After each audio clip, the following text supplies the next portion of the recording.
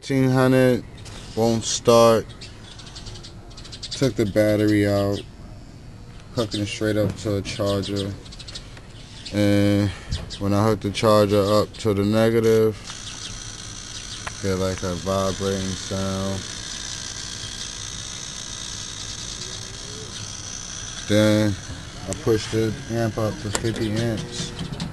On 50 amps it should turn over with ease, but I get this sound from the starter relay.